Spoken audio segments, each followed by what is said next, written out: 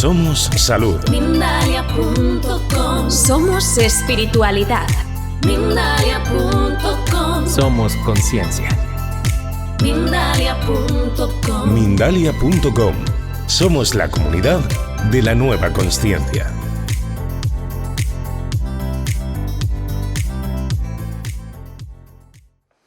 Otra cuestión, por ejemplo, que hay que ver es que allí muy cerca de la cava existe otro sitio que le llaman el Morte. Y en el Morte hay una cosa verdaderamente sorprendente. A ver, ¿qué pensáis que los pueblos estos de la antigüedad, celtíberos, carpetanos, íberos y todas estas cosas, hacían cuando veían algo que sugería algo? ¿Qué sugería? Algo. Bueno, pues si lo hubieras podido ver, hubierais visto que hay una piedra allí en lo alto de un valle que semeja a una cabeza de serpiente. Y entonces estos dijeron, date, el dios serpiente. Y entonces le construyeron abajo un altar de sacrificios humanos, muy tosco, y sacrificaban a la gente con un cuchillo de tipo simancas, que son así como estriados y tal. Estas cosas os lo tengo que contar porque como no lo podéis ver, en fin.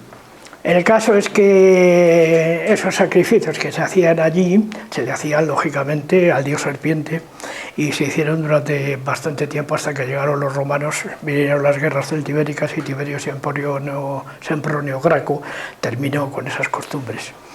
También se terminó con esas costumbres, o se intentó terminar con esas costumbres por parte de algunos obispos de la época y tal.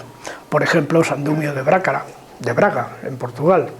O por ejemplo San Dámaso, o por ejemplo San Gregorio, que estuvieron muy empeñados en terminar con las costumbres de los veneratores lapidum, o sea, los que adoraban a las piedras. Pero ¿qué es lo que pasa? Que no lo han conseguido. Todavía se sigue adorando a las piedras, todavía en los pueblos hay gente que tiene la costumbre de decir, ese árbol, o esa piedra, o eso no sé qué se parece a la Virgen, pues ya está, es la Virgen, y punto. No hay que darle más vueltas. De hecho, en Rillo de Gallo, existe en la provincia de Guadalajara, cerca de Molina de Aragón, existe un olmo donde se apareció una Virgen, en medio del olmo. Y a partir de ese momento se instauró un culto que no se ha podido todavía acabar con él.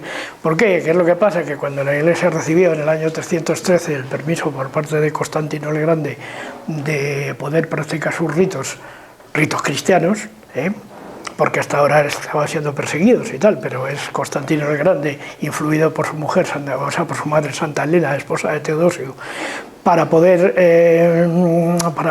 hacer sus ritos cristianos y tal, se convierten en la segunda cabeza del imperio y les cede un terreno en Roma para poder realizar sus ritos y su sede principal, que es el Vaticano. Creo que habéis oído hablar de eso de alguna manera, ¿no?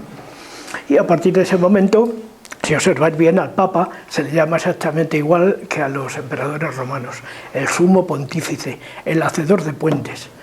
¿Y de qué puentes estamos hablando? El puente entre los dioses y los hombres. Ellos son los intérpretes de las palabras de los dioses, sea el dios que sea, da igual. Porque en un sitio como este, donde estamos bajo la figura de Allan Kardec, que lo tenemos ahí en un cuadro y tal, tenemos que aceptar que ha habido hombres especialmente inspirados a lo largo del tiempo para poder entender todas estas cosas. De alguna manera, Allan Kardec inicia un movimiento, el movimiento espírita, que con diversas críticas y diversas cosas ha llegado hasta nuestros días, y si no, no estaríamos aquí todos, claro, lógicamente. ¿Y de dónde reciben los espíritas la conclusión de que los espíritus andan por ahí todavía y no se van del todo nunca? Pues lo recibe de alguna manera porque Allan Kardec codificó de alguna manera una especie de religión que es la religión espírita. Por lo tanto, pues ahí tenemos siempre el cultivo de esta tradición que pasa a lo largo del tiempo, y ahí tenemos un hombre privilegiado que la supo comprender. ¿Habéis visto la película Los Otros? Los Otros, que la hizo Alejandro Amenábar, con Nicole Kidman. Los Otros. Los Otros. En esa película veréis que los muertos son los que al final son descubiertos por los vivos.